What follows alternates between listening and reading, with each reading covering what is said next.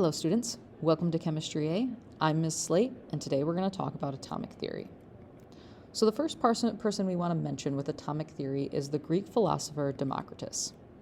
Now, his contribution is noteworthy because he was the first person on record to propose that matter was composed of tiny particles called atoms, which the word atom comes from the Greek atomos. He further believed that atoms could not be created, destroyed, or further divided.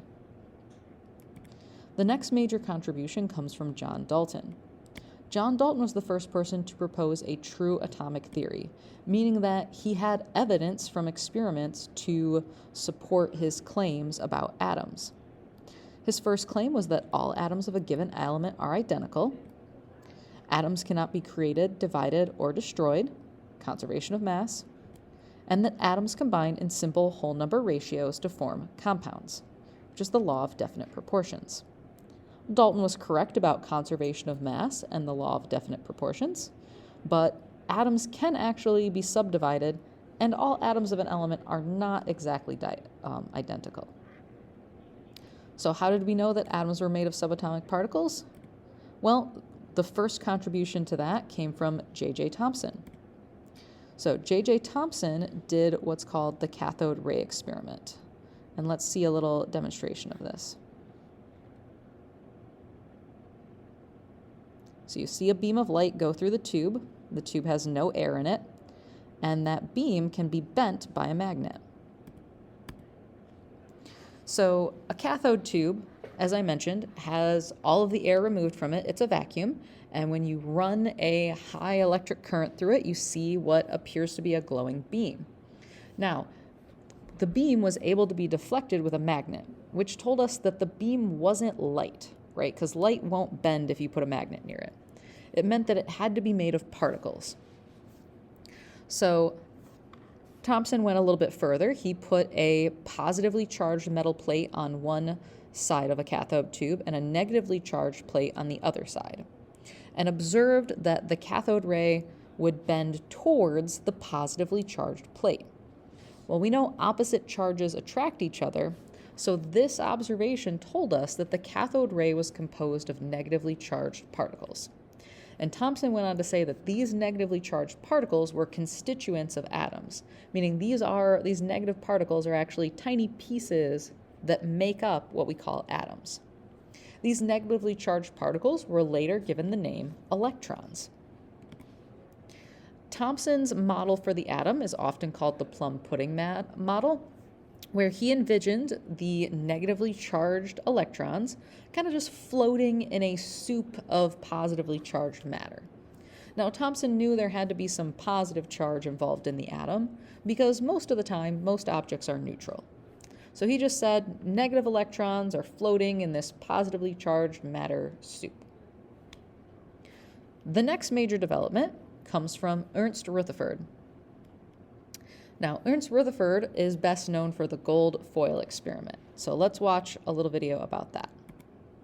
The nucleus of an atom was first discovered when a beam of positively charged particles emitted from a radioactive source was aimed at a fluorescent screen.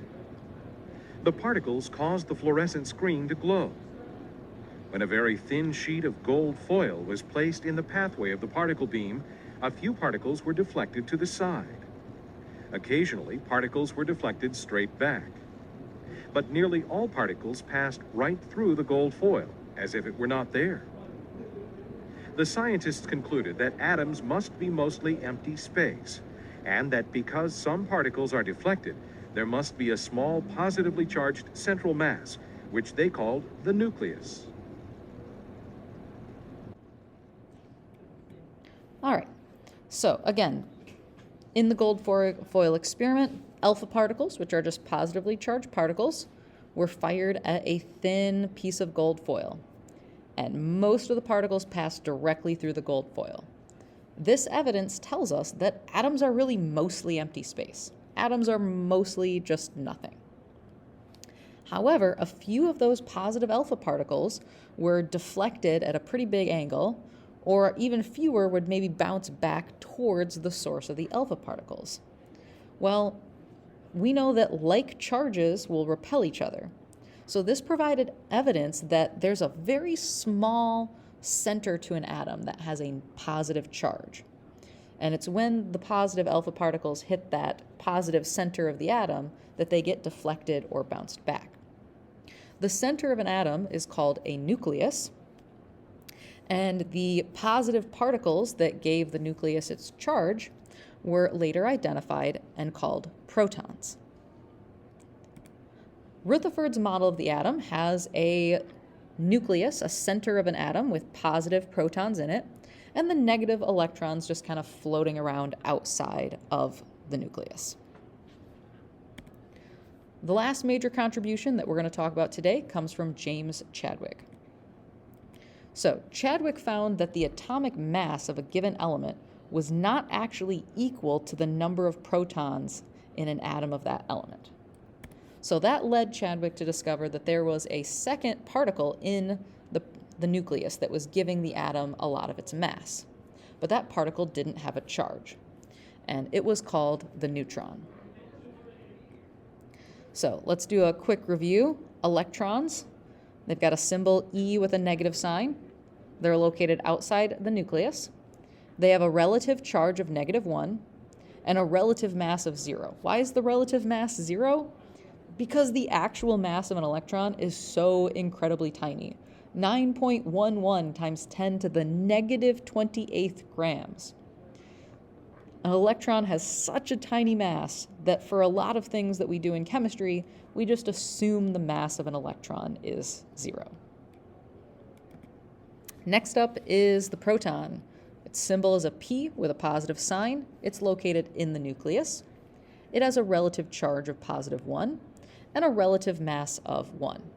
Its actual mass in grams is 1.673 times 10 to the -24th grams. So what that means is that a proton is almost 2,000 times larger than an electron.